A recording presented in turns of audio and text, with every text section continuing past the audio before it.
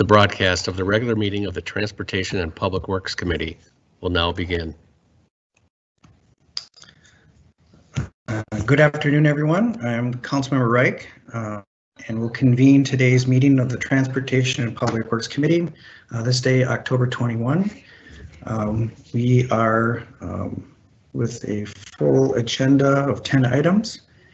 And to confirm that we have a quorum to conduct today's business, I will have the clerk call the roll, but before that I will note that this will be a remote meeting that is due to the emergency health situation and is allowed by Minnesota statute section 13D.01 to allow us to have this format.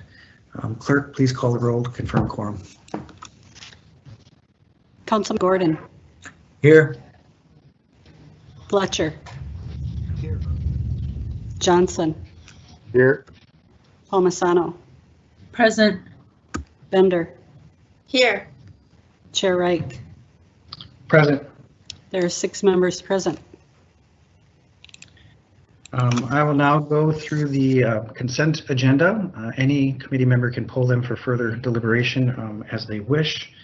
Item 3 is the contract amendment with Kimley Horn and Associates for the Hennepin Avenue Street Reconstruction Project.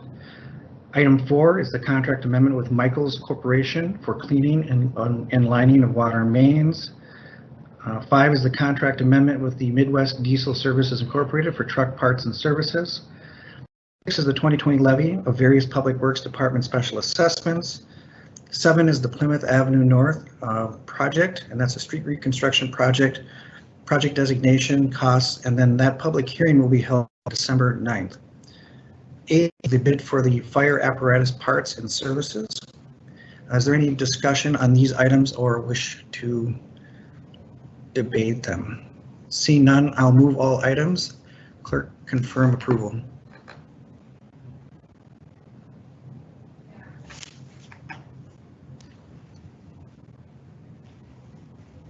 Councilmember Gordon. Aye. Fletcher. Aye. Johnson. Aye. Palmisano. Aye. Bender. Aye. Chair Reich. Aye. There are 6 ayes. Well, that concludes the consensus items, and so now we could go to our public hearings. I'll yield the floor to our director. Good afternoon, Chair Reich and members of the Transportation and Public Works Committee. Today we have 2 public hearings. Information will be presented for both of them by Deputy Director Brett Jelly. The first item is the 2021 non-governmental tax-exempt parcel streetlight operations assessments. The second is similarly but different, 2021 non-governmental tax-exempt parcel street maintenance assessments. And I will now turn it to Brett Jelly. Brett. Good afternoon, Mr. Chair and committee members. My name is Brett Jelly, and I'm the Deputy Director of Business Administration in the Public Works Department. And I'll be giving one introduction for the 2 related public hearings this afternoon on non-governmental tax-exempt property street lighting and street maintenance assessments for payable 2021 taxes. Minneapolis has been assessing non-governmental tax-exempt parcels for street light operations and street maintenance services since 1974. The assessment rate is determined for both assessments by dividing the budget for street lighting and street maintenance by all accessible square footage in the city, and this ties the assessment rate to the actual cost of delivering the services. The rate for the payable 2021 assessments is the same rate as last year, so public hearing notices were only sent to properties that are being assessed for the first time or had an increase in assessment due to property boundary changes. Overall, there are 1,241 eligible properties in the city, and of those, notices were mailed to 52 properties for either because they were new or had property boundary changes. For the street light operations assessments, the median assessment for all eligible properties is $41 a year, and the total for the street lighting assessment for payable 2021 assessments is $107,310. For street maintenance assessments, the median assessment for all eligible properties is $206 a year, and the total assessments for street maintenance is $535,800. That concludes my introduction, and I'm happy to answer any questions. Are there any questions for the staff presentation? I'm seeing none. As noted, it was a singular presentation with 2 public hearing items. I will open public hearing item number 1 regarding the non-governmental assessments for the lighting. I don't see anything in the chat. If anyone wishes to speak to this, this would be the time. I'm not seeing anything or any indication. I will close the public hearing and move the item. Is there any further discussion? Hearing none, clerk, call the roll, please. Councilmember Gordon, Aye. Fletcher, Aye. Johnson, Aye. Palmisano, Aye. Bender, Aye. Chair Reich. Aye. There are 6 ayes. Thank you. We will now, I will now open the public hearing for item 2. Similar, but this is for the other road assessment, non-governmental. Anyone sign in? I'm not seeing anything registered in the chat column. And there seems to be no indication of a wish to speak to this matter, so I'll close the public hearing, move the item, and ask the committee if they want to discuss. Seeing none, clerk, please call the roll to confirm. Councilmember Gordon, Aye. Fletcher, Aye. Johnson, Aye. Palmisano, Aye. Bender, Aye. Chair Reich. Aye. There are 6 ayes. That carries. We can now move to the discussion area of our agenda. And again, we'll give the floor to Director Hutchinson. Thank you, Mr. Chair and members of the committee. We have 2 discussion items today. The first discussion item is an update on year 2, really comprehensively, the 2-year fellowship for our Urban Transportation Innovation Fellow, Danielle Elkins. And on this item, I am pleased to provide a preface to the presentation that you are going to receive. By now, many of you have had at least a little bit of exposure to Danielle Elkins. She's been working with us for 2 years.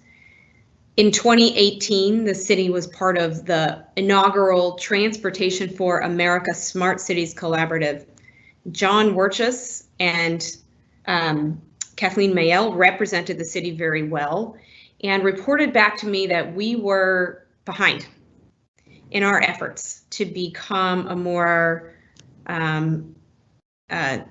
a city that really took advantage of all of the progressive transportation concepts that were being presented in other cities. And they suggested that we accelerate our efforts by pursuing having a targeted fellow who would help us get better.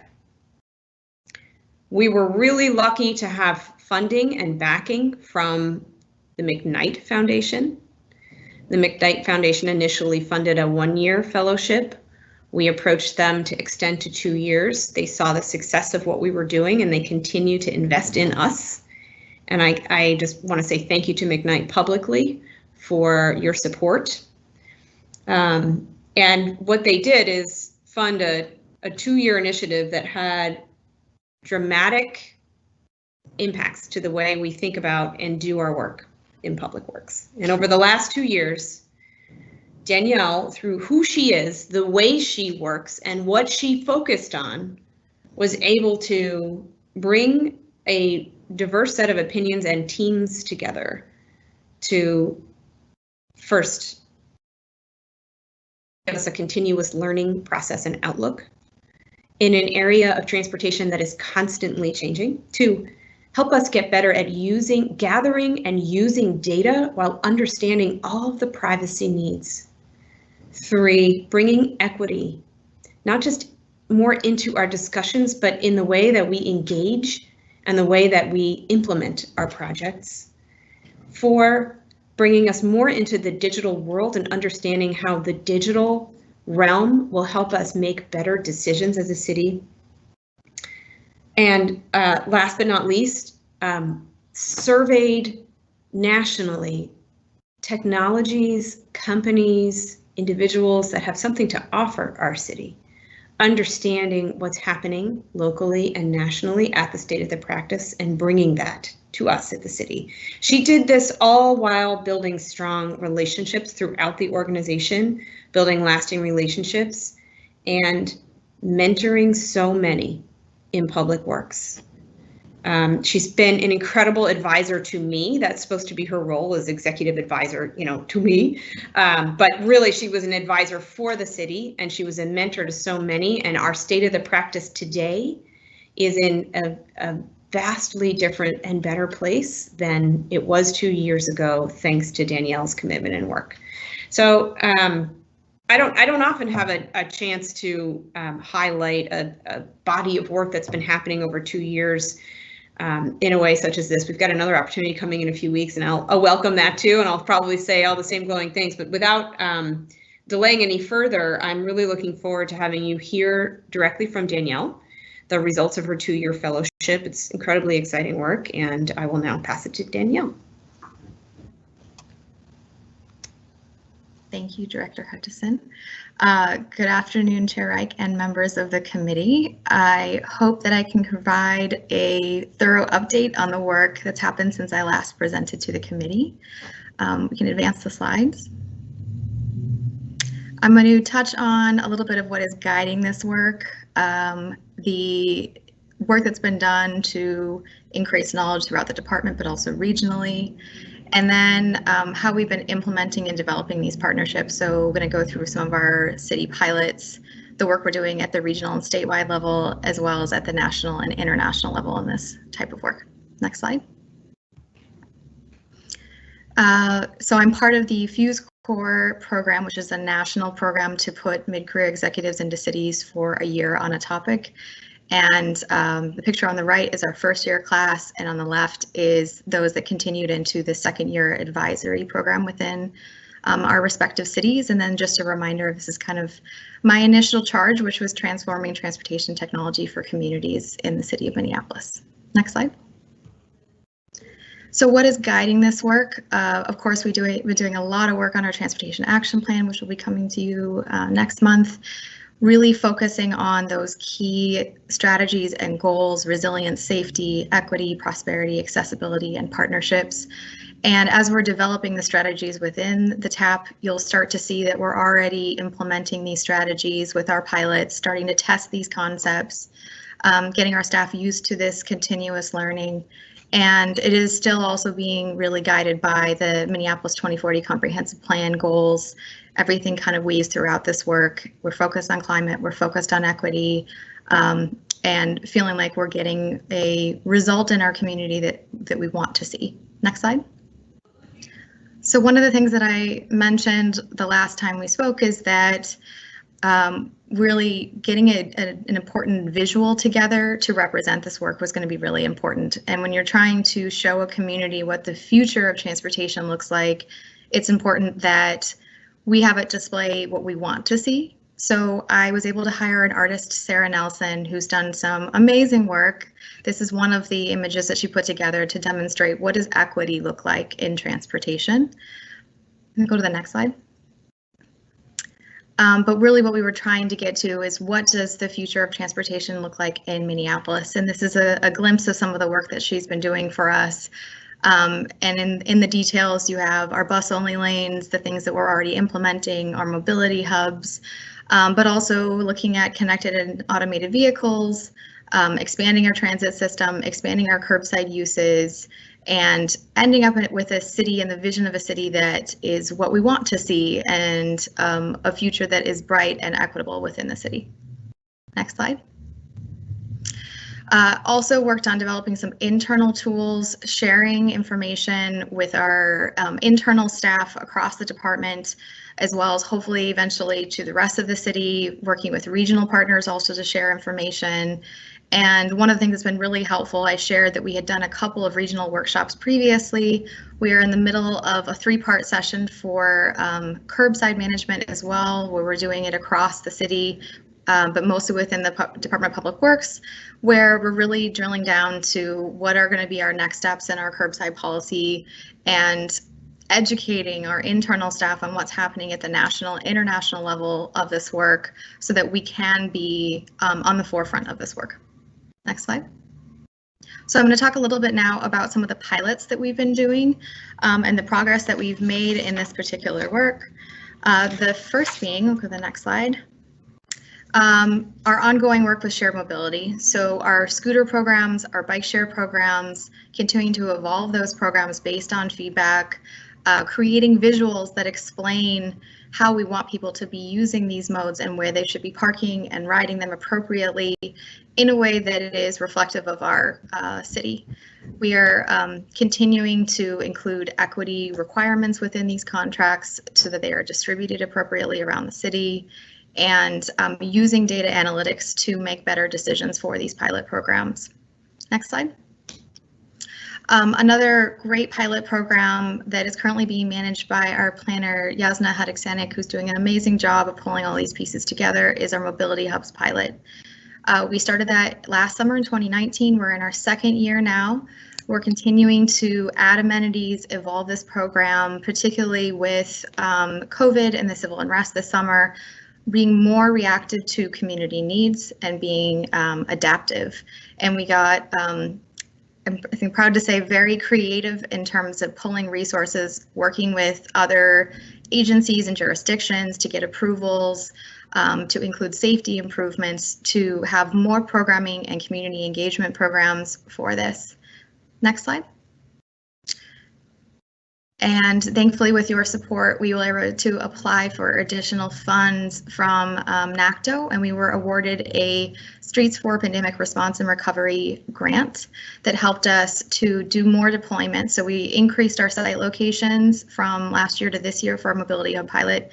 We have a couple of locations here you can see where we implemented a parklet. We've added the fabricated boxes that we had last year, signage, wayfinding, as well as all of this adjacent to high capacity transit. So working a lot with Metro Transit and locating bike share, scooter parking, so that when folks are in these areas, they know that they can reliably find different modes of transportation, as well as information or access to potentially other goods and services. And all this work is helping to inform what a long-term program with Metro Transit for the entire region could look like. And we're getting a lot of really great feedback from the community on what they want to see, what they like about what they're seeing now, and just kind of really getting a positive picture back from folks that they're liking the seating and the placemaking that they're seeing at these sites. And we're becoming a national leader in this work. We're getting a lot of contacts, been talking to international folks, which I'll talk about a little bit later. That we're one of the first US cities to be implementing this and really testing it. So we're becoming a leader in this space. Next slide. Another topic that I've mentioned before is mobility as a service. We were initially planning on doing a full pilot this summer. Unfortunately, with COVID and the serious reduction in transportation, we pivoted, which I think is actually was a great opportunity for us. I worked with the artists. We're starting to develop cartoons to explain this concept, so how someone would interact with this potentially in the future, and how it would become what we want it to be, which is really focused on this equity piece.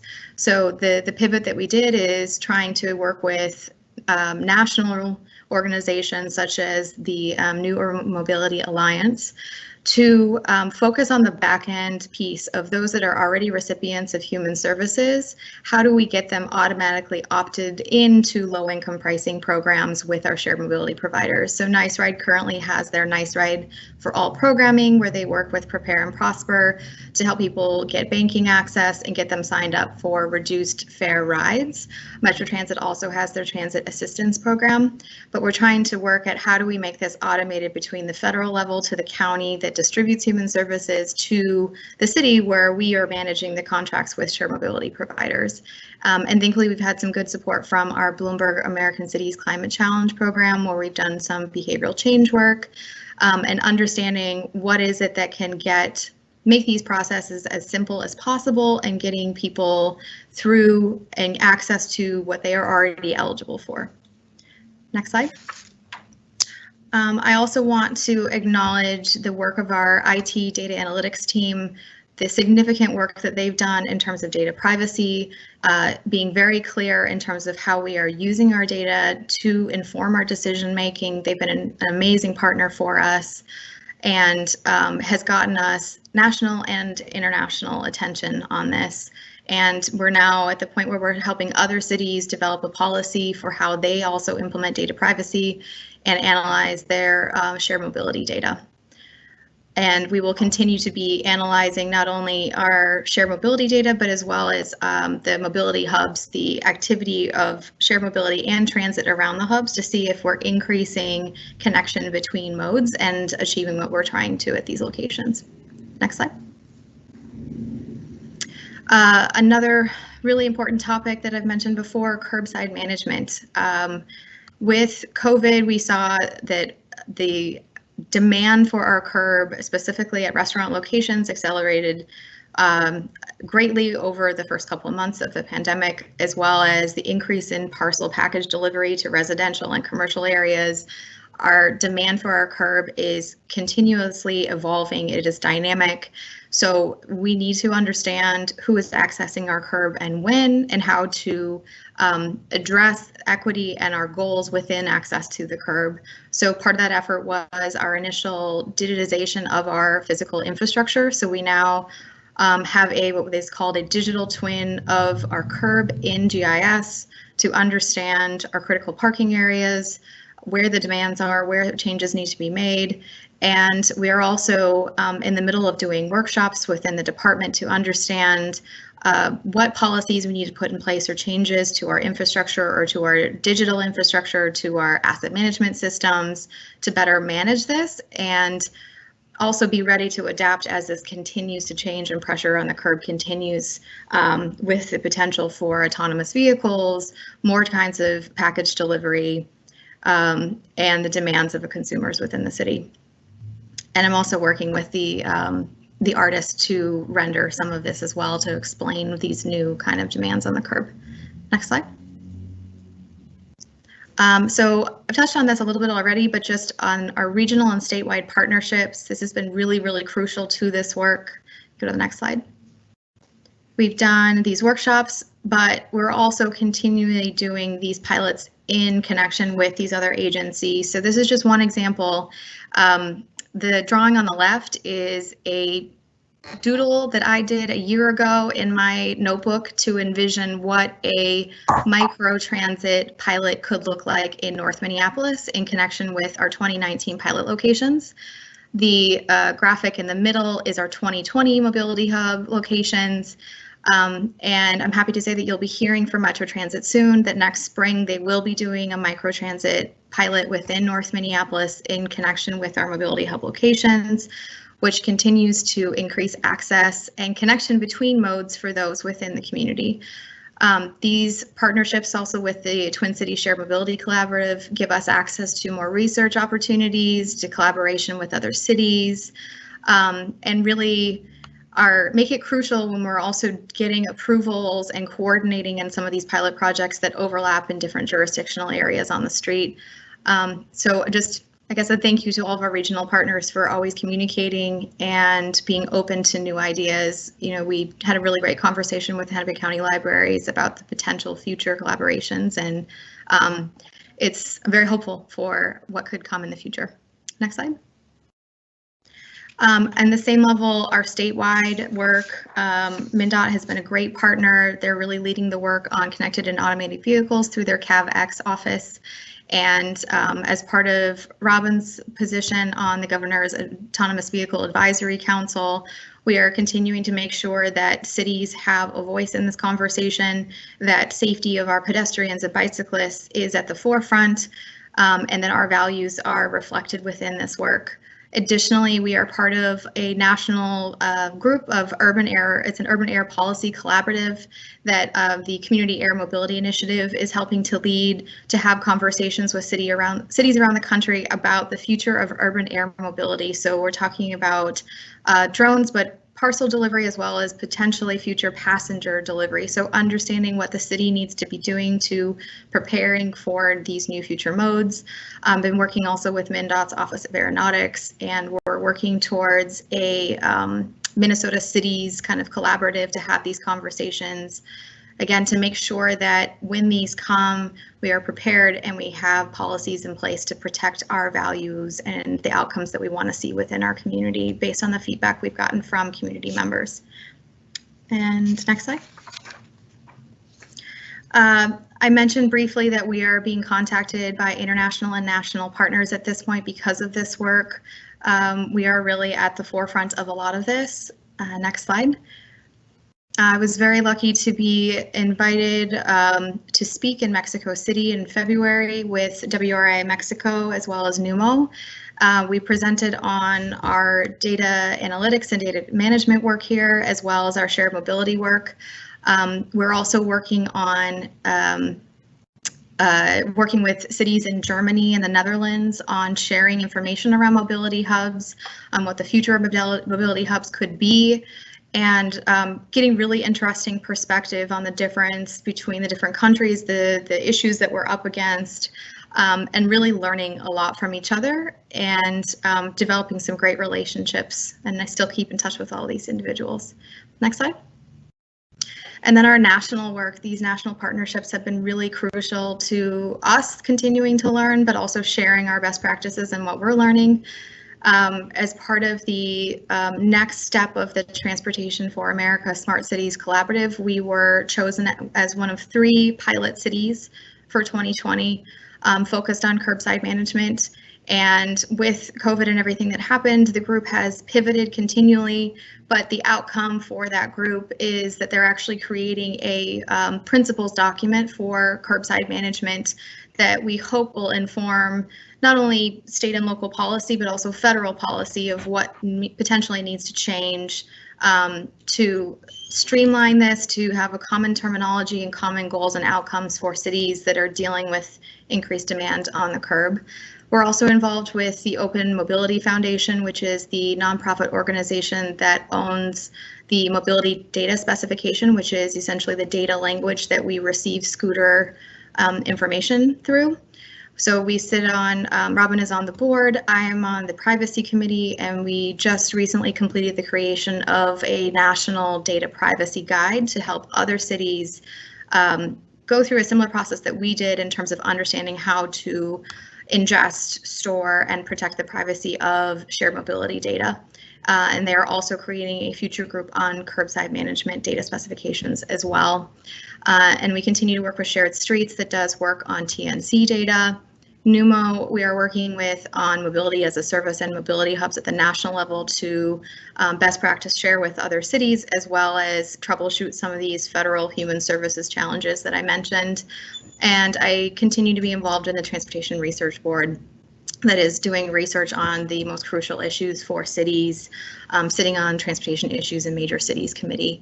So getting ready for the January meeting and the most important topics at the national level for this work. And that is the conclusion of my presentation. I will stand for questions. Are there any questions for the presentation?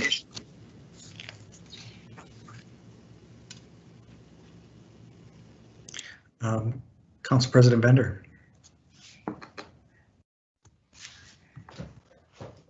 Thank you, Mr. Chair. Just getting myself organized with my sound and everything.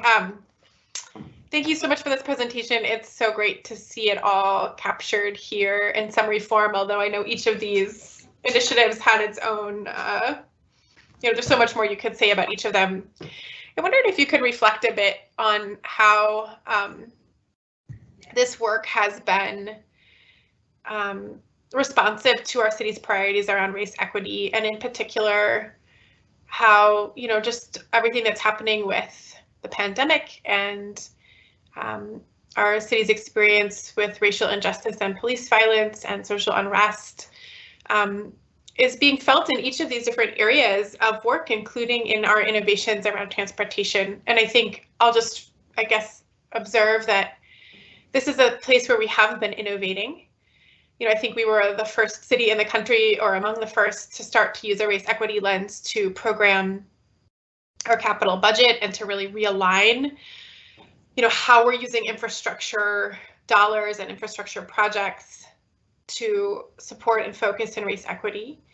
But I also know, and it's obvious to all, that we have a long way to go as a community. So I just thought it would be interesting to hear from your experience in some of these particular projects, or generally how that work was there and also may have shifted more recently. Through Chair Reich, Councilmember Bender, that's a really great question. And I think the nature of this work, the fact that these are pilots and they are adaptive, gives us a unique opportunity that we don't necessarily get in other capital programs, where we can get, you know, direct feedback from the community and evolve. I think, you know, on the early end of mobility hubs, the data analysis we did to originally select locations focusing on our ACP 50 areas gave us a general idea of where there was a lack of transportation access or resources, human service resources. But it wasn't until we actually got to the community engagement piece that we actually got feedback from the communities that said, this is a good location, but you might want to reconsider and think 2 blocks over, because this is really where the community activity is. And when we think about the community lens of equity, it's, you know, reimagining the public realm to be a welcoming and safe place for everybody. And we get a lot of feedback that the mobility hubs and just having the blue boxes out there provide a sense of safety and security and community, which is what people are looking for. I kind of wish I had some of the images to show of when people have been gathering in the communities, especially through the civil unrest. They've been using the mobility hubs to park their bikes or to take a rest when they're walking. And it's actually providing this ongoing service to these communities. It's also giving us the opportunity through this community engagement and the programming we're doing with ambassadors to be on the ground, to have conversations with the community when they're ready to have the conversation about what amenities would you like to see here. We got an email that a gentleman had been sitting and resting in this slip lane location that traffic allowed us to close down, and said, "Thank you for just providing a place for me to sit before I went to start my new job. You made me feel safe and heard." So there was also a great image of a bunch of neighborhood boys that were playing on this parklet, that they felt like this is part of the community, and kind of being more flexible and giving space for the activities that the community wants to be participating in, whether it's the entrepreneurs or the arts. We're going to continue to do programming. And I think the hope is that as we do these pilots, it gets us more used to having these continuous conversations with the community, being more adaptive in how we do this work. You know, the next step of some of this pilot work is figuring out which of these pieces are permanent, which of them are seasonal, what else can we be doing with Metro Transit to continue to give people access to transportation, but also we're talking about these human services pieces of how do we work with the libraries, how do we work with our food systems, how do we potentially have locker systems that allow for picking up of goods in areas that maybe have access issues. So there's a lot of, I think, potential. There's, you know, we're learning continuously from these programs, and I hope that it helps our department as a whole get more comfortable with these continuous changes and really working with the community on these solutions. I think that's great, and I'm glad you mentioned public safety more generally. And I think as the pandemic has shut down so many indoor gathering spaces, schools and workplaces, you know, it's created a number of things. It's created, in some parts of the city, a real issue around perception of safety because there aren't as many people around. And I think all of us who've spent a lot of time walking in our city or kind of moving through our city in that way. We know if you're the only person around, it doesn't feel so safe. And then also, how do we create these positive gathering spaces in communities that need recreational activity space or rest space or green space, especially as we are uncertain of how long the pandemic will really push more of our activities outside. And even thinking about it year round, in our winter city, how can we create inviting outdoor spaces during cold weather that serves our community in this strange pandemic time? So yeah, thanks for highlighting that piece too, related to community safety, and kind of how it touches on all those pieces. Thank you. I will thank you for those observations, Council President Bender. I'll call on Councilmember Fletcher. Thank you, Chair Reich. I'll be brief, but I just wanted to express my appreciation for this work. I think that it is really exciting that we've been able to carve out space to really think as innovators and I think lay the groundwork for a lot of work that hasn't made itself visible yet, but is ready to. And I think that's especially exciting given that we're in this moment where everybody's going to have to adapt a little bit how we think about place.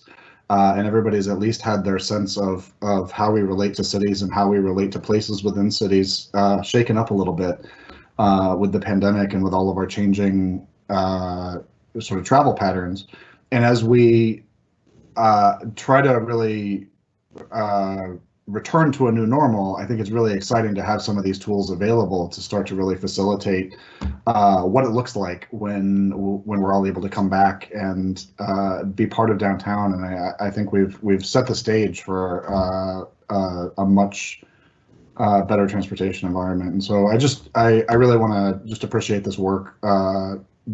Appreciate Director Hutchison for having the vision for bringing this together, and Ms. Elkins, I think you've done terrific work, and I've really appreciated it. And I appreciate seeing Minneapolis represented on a global stage, talking about the things that we're doing as innovators. So thank you. And I guess just as a question, I would ask if there are particular things that you're thinking about in relationship to pandemic recovery when we kind of get when we get to that point where the vaccine is here, or and we're able to start having everybody come back. What are the things that you feel like are opportunities you may have identified to put in place so that as people start to commute again, we can just have some different commute patterns right at that moment of coming back to life? Through Chair Reich, Council Member Fletcher, thank you. Yeah, I think the biggest thing is this understanding of when people will start traveling again. Will they still be traveling in the same ways? We have now the data capabilities to understand better how people are moving around the city, at least in terms of shared mobility. So, we've adapted our locations to, having more bike share and scooter share near hospitals and libraries and schools. Will we be pivoting it again to respond to people's transportation patterns, most likely? And the one I mentioned too, mobility as a service, it would be really great that once things come back, we can do this pilot for mobility as a service with 100 low-income individuals to start testing. Can we actually influence people's behavior and make it easier for them to use transit, to use shared mobility, and not have to rely on a single occupancy vehicle to get where they need to go to jobs, to appointments? But I also hope that this is a lasting lesson for us, that there isn't necessarily a reason that we have to send people to physical locations to provide human services, that if we do a better job of bringing the services to mobility hubs to make it easier for people to get access to even what they're already eligible for, that we're finding that most people that are receive human service benefits, which go through the county, are not even aware that they're eligible for reduced fare Metro Transit, reduced prices, and shared mobility. So how do we make it easier for them, more automatic, bring these resources to our residents that reduce trips, but also just give them their time back and hopefully result in more equitable outcomes for residents in the city. And then same thing with curbside management. I think, will we see a reduction in online shopping? Will parcel deliveries go down again, or is this now going to set a new precedent in behavior and accelerate more package delivery? And will that stay the same? And will we need more dynamic curb zones, which most likely? I think in a lot of ways what's happened is really just accelerated things that we thought were going to come in 5 or 10 years, ended up coming in 3 months. And thankfully we were ready for it. Thank you for that. Any other comments or questions for this presentation? Seeing none, I will again extend the thanks to all this work. Very much appreciate how Fletcher noted that we are in this global conversation, and we're there as learners, but also it seems like we're also teachers and contributors to those conversations. So a certain amount of civic pride comes from that. But touching on some of the themes that Council President Bender, we always want to make sure that this is directed where it's most needed and can be most impactful. And it seems like there's a strong sense of that part of the orientation of the work that's very apparent now, and I definitely appreciate that. And it goes much to the meaning of why we do the things that we do as a city. So just really great work, and I have to contain my civic pride in terms of how we are operating at this level. Seeing no further conversation, with gratitude, I will, and if there's no disagreement, I'll instruct the clerk to receive and file this presentation. And with that, I will again give the floor to Director Hutchinson, noting that we do have an update on some of the civic and community input from a survey, knowing that the subject of the matter is not just a road subject matter. We understand that, but hopefully we can take the time as increments of the 38th Avenue in Chicago situation gets discussed and thought through, that we can take the time to dig into certain elements of it so that those very key components can be dealt with appropriately. This being, of course, a very important survey that was done that gives some understanding where people in the community are thinking about the months ahead in terms of winter management. So with that brief preamble, I do know we are joined by one of the leaders of the area, Council Vice President Jenkins, and I would yield the floor to you if you wanted to make any comments, knowing how central you are to all the discussions taking place there.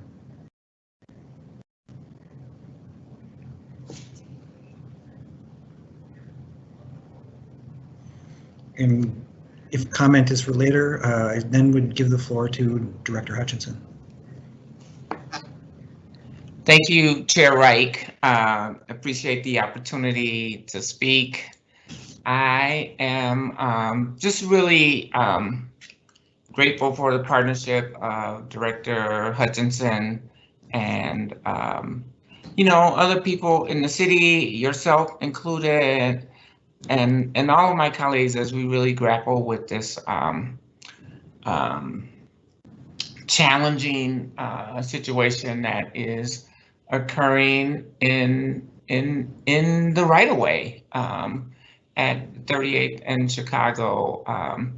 As we know, it's the site of the very deeply challenging and problematic death of George Floyd, and has become a site of international interest and protest and visits from all around the country. It's really interesting that how this this update is following the presentation that we just received about how the uses of our curbs and our public space and right of way are being used differently in many ways, and that has been caused by the pandemic and the subsequent challenges that has produced. initiatives like transportation hubs and mobility hubs and these kinds of things will be critical to this community once we can really establish the level of justice that the community is seeking and deserves, and really begin to reopen that thoroughfare to transit and infrastructure investments to really make this a place of healing and mourning, as well as learning and growing.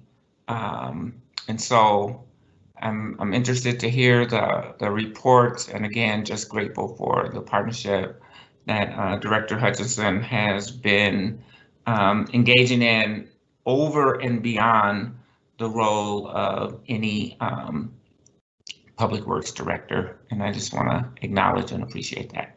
Thank you. Thank you for those comments, and I do appreciate the juxtaposition of our just previous update and report about how right-of-way is placed and how we think about that can be much more expanded than ever before. Director Hutchinson. Chair Reich, thank you for the floor. Council Vice President Jenkins, thank you for your kind words. I am every day learning from you and your leadership, and it's more than a partnership.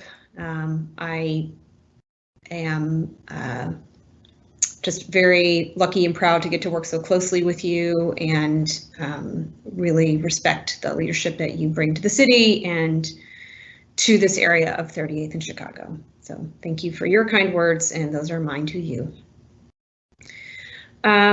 Chair Reich and members of the Transportation and Public Works Committee and Council Vice President Jenkins, today I'm going to provide an update on some more recent public engagement related to 38th and Chicago. Just a quick reminder, this follows two previous presentations to the City Council. The first was at the Policy and Governance Oversight Committee in August. The second was more recently to the Transportation and Public Works Committee in September. And this presentation is to continue to provide to the Council transparent information and feedback based on what we are hearing in our work out in the community. I will add to that today we are talking, it's the Transportation and Public Works Committee, and we are Public Works, and we're talking about the street, and we're talking about engagement around the street. And despite this being a focused discussion about the street, I want to say unequivocally that the Public Works Department and myself, we do not set aside or discount a call for justice that we believe deeply, as you can see through the work of Danielle Elkins, and you will see over and over again by all of our team members. We believe deeply in racial justice and equity, and our platform in Public Works is immense in that we have an opportunity to rethink our infrastructure and our transportation services to lift people up, those who need it the most, for racial equity. And we will continue to do that. I'm really excited to bring to you in a few weeks our Transportation Action Plan, where you will see that on full display. So before I talk about specific street items and feedback, I do believe it is important for us to continuously make this statement and make this commitment. So today I'm going to cover, I want to review with you what we showed you in terms of the interim winter design options, and I want to provide a reminder of the engagement to date and also give some new information. Before we start, for this place here, we have used these as underpinnings for our design principles. So providing space for mourning and reflection. We know that this is a place that is for the people who are in it right now and those who visit it. It has been used for mourning and reflection. It's been used as an education tool for children. It has been used in so many different ways. It's being used for peaceful protest. We recognize these things and we know that there needs to be space. Some other design principles: increase public visibility and safety, preserving public art, improving business and residential and transit access. And we do not believe that the street should return to normal. We believe that we should be implementing an interim design on the street that takes us a step towards a reimagining or a visioning for what the place should be in the future. You can go to the next slide, please. We can get caught talking about what is right in front of our faces or in front of our noses, which is the street itself today. I do want to look more broadly and talk about the commitments that the city has made. I said some things about Public Works commitment to how we're approaching the work. The city has really made some very concrete commitments, declaring racism as a public health emergency, revising this 2020 budget for additional resources and funds, poised to push forward on a 38th Street Thrive plan through CPED and the work of Council Vice President Jenkins, designating 38th Street as a cultural district, which will bring additional resources to 38th Street. The council recently adopting the new name, George Floyd Perry Place, and accelerating funding to reconstruct 38th in Chicago in the vision the community tells us they want. So we can go to the next slide. Thank you. Quick review: existing conditions now. Barricades are currently placed at Park Avenue and Elliott Avenue between 37th Street and 39th Street. The city placed barricades in late May in order to protect the public safety of the people who were in the space. I've showed you pictures of that. You've all seen it yourselves. And they stay today. There are also community placed barricades that presents some access challenges, and that's one of the reasons that we've started to work on an interim design for winter.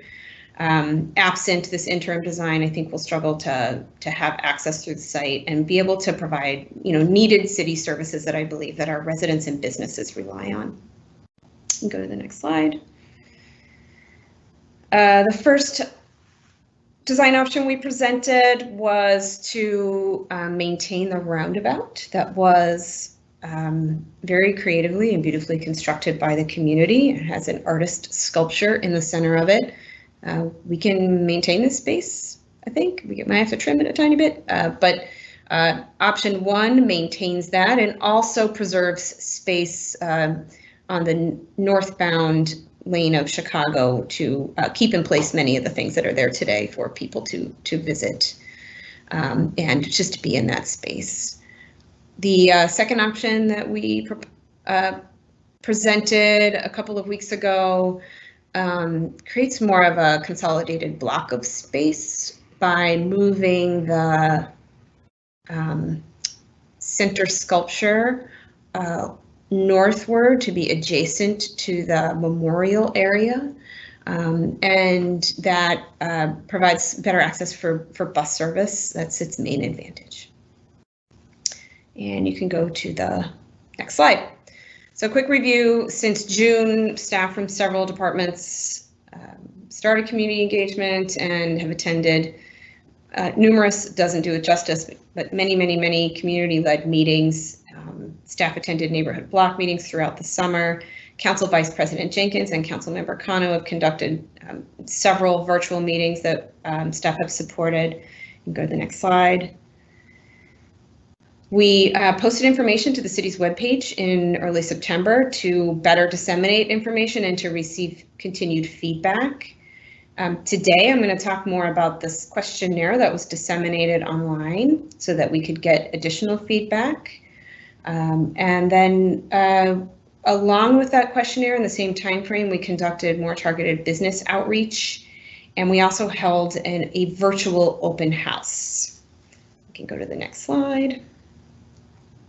So starting on the 22nd, we made available this questionnaire, and we asked two questions.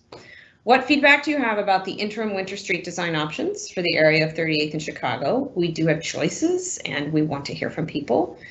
Question two, do you have any other feedback you'd like to share about 38th in Chicago? And we did get feedback.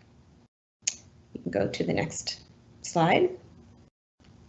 We received in a pretty short amount of time, a little less than 2 weeks, 929 responses.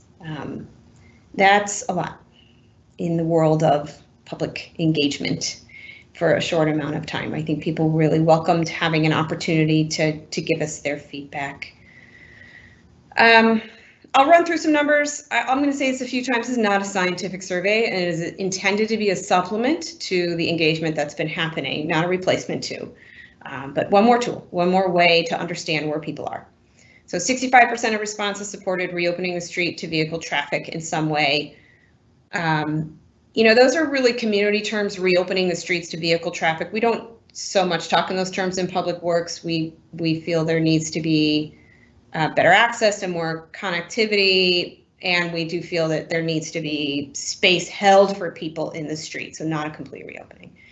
When we asked about the options, there was a little more support for the second option, and a lot of that surrounded the opportunity for bus service. So there was more support for the second option, but not by a lot. I think for those who wanted to comment on the options, they were, and it wasn't overwhelmingly the second option, which is the one where the sculpture moves northward a little bit, but there was a slight edge on that one.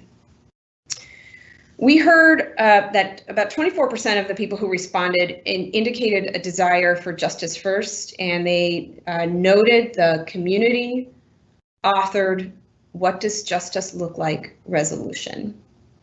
And then 19% of the people who responded said that they would like to close the street indefinitely, and these responses had a vision to them. Most of them were thinking into the future about a more pedestrian-oriented space, really dedicated for pedestrians. You can go to the next slide. We wanted to break down all the things that people are trying to tell us as a city.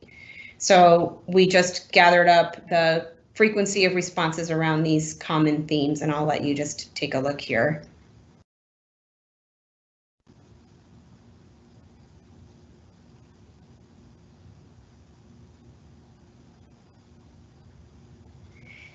And you can go to the next slide, please. As I mentioned, at the same time, we were getting feedback on the questionnaire. We also did some targeted business engagement and heard fairly universally among the businesses in the area that they are supportive of having better access, and that they are supportive either of the interim design options. They are citing some public safety concerns, some revenue impacts due to COVID and the street being closed, concern over winter and snow removal challenges, and a desire to preserve the public art and to preserve the memorial space. You can go to the next slide. Thank you. Okay, some notes about the questionnaire. This is not intended to be scientific. It is intended to continue to gather feedback about design options for winter and to supplement prior engagement efforts and to generally hear from people. We gathered information about the characteristics of the respondents, and including race and residency, and we've provided a detailed summary that is, as of today, it is posted on the city's website. And I want to just give you a little bit of information here. As we work through the city's strategic racial equity action plan, and as we as departments are getting more accustomed to preparing racial equity impact analysis, or REIAs, for our actions that we present to you, the council, I wanted to make sure that we use disaggregate data when we talked about race. And we also did this for geography as well, but I want to note some things in full transparency. I want to say that the responses, first and foremost, were not monolithic based on race or monolithic based on where people lived. For example, the desire to have better access wasn't overrepresented by any one race.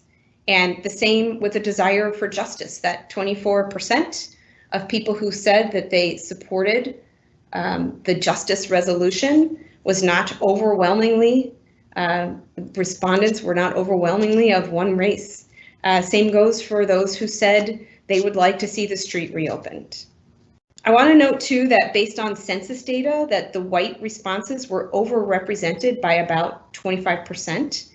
That means that a higher proportion of white people responded compared to the number of white people that live in the area. Again, not scientific, but we are looking for themes, making sure that we understand who is responding, and we do that in a disaggregate way for a better understanding. There are additional details available in a more detailed report that is posted online and made available for you and for the public. You can go to the next slide. I think I'm close to done here. So we will continue to post information online. It's a tool that we have, and I want to thank Communications for helping us to establish this. The specific questionnaire is over, but you can always email comments and questions to 38th in Chicago at minneapolismn.gov. Special thanks to the staff of Public Works who are working on this. They are, whatever I say is going to be too understated about the work that they are doing and the dedication that they are showing and the adaptability to a really complex situation. And everyone who is assigned to this project has incredible poise and dedication and commitment to racial justice. So I'm going to stop there. I can take questions as you have them. Are there any questions for the director? Give him a check here. I am not seeing any. Appreciate the overview. I think there's still much work to be done on the many fronts that have been described, but here at least we have some grounding in public input, which in these times can be very difficult to garner. It seems like a really good job of getting some real good input moving forward. I think there'll be some utility in that, but certainly not a pre-given solution therein. Seeing no objection, I would then ask the clerk to receive and file this item. And with that action, I see Council President Bender, you're good. Oh, thank you, Mr. Chair. I thought maybe I would comment quickly on some of the next steps for this process. And I know Public Works is, as the director said, and Council Vice President in constant contact with Council Vice President in her office, as well as Councilmember Kano, whose ward is right there as well, and Mayor Fry. I do think, this presentation rightfully was focused in on the infrastructure and transportation pieces of this decision. But as noted, we know that this is also part of a much bigger conversation around justice, and that I think the community demands that we have seen, and Council Vice President may want to weigh in with more perspective, but to me it reflects a bit of this issue of a lack of trust in our city's government to really provide bold action on racial injustice and on race equity. And I think it underscores the need to do the truth and reconciliation process that Council Vice President has initiated. It is a good reminder to all of us always that our budgets and our decisions need to follow those values that we have articulated around race equity. And that really, goes far beyond this one decision about, infrastructure and operations at this intersection. I'm hopeful that Mayor Fry's office or the city coordinator's office or some sort of centralized piece of the city's enterprise will be able to convene more of a sort of leadership meeting with external partners around this decision. I know that, as the director mentioned, of course, this is a decision that affects the day-to-day lives of folks who live nearby and the businesses, but also is part of a much bigger question facing all of us, our whole community, our whole state. And so really just needing to engage with other leaders on some of those bigger questions too, to help guide this decision. So just wanted to reflect on some of that context and thank Public Works for all of their work on this and really taking the lead, as well as the Council Vice President, of course, for all of her work and leadership. So thanks.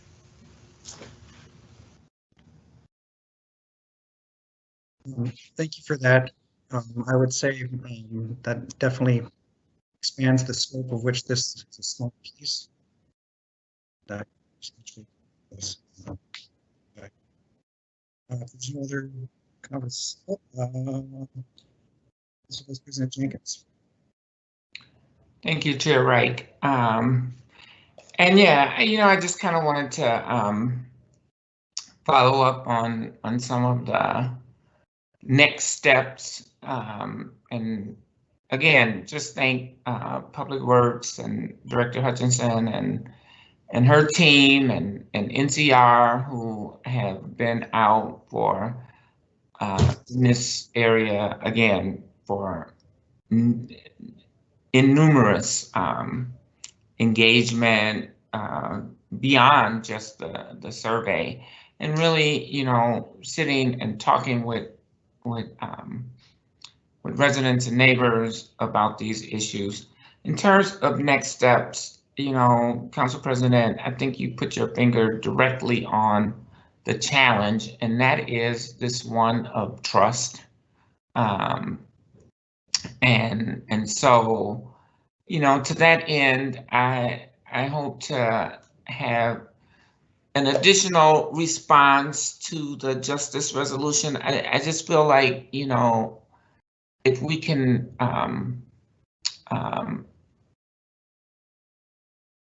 more succinctly state how the challenge, the sort of steps that the city has taken in response and prior to the untimely death of George Floyd,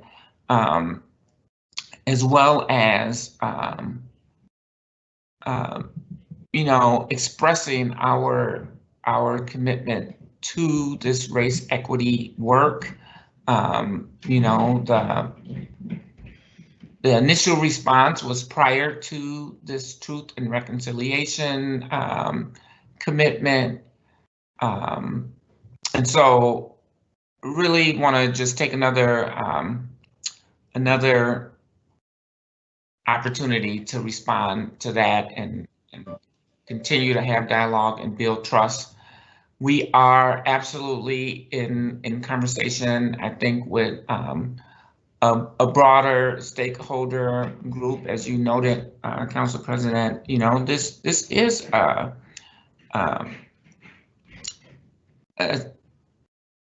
situation that impacts our state. It impacts our metropolitan region, and certainly other leaders may have more insight and actually be able to address some of the broader concerns that people have expressed as well. So those steps are being taken. We're continuously in dialogue with community and others to try to bring about some of those changes. People talked about job training. People talked about home ownership. And just yesterday, the Biz Committee, approved a community preference policy that I think speaks to some of the concerns that have been expressed in this justice resolution. So really trying to, again, aggregate all of those stuff, all of those things, all of those actions, and continue to have dialogue, as well as reaching out to some of our partners at the state, at the county, state legislators, attorney general, to see if we can have a broader body to help make some of these really challenging decisions. So thank you for the opportunity to speak. Thank you for providing even further context to what we're delving into here, even though this is a part of it. Is there any other comments? See none. Clerk has been instructed to receive and file. And we have concluded today's agenda and are thereby adjourned. Thank you, everybody.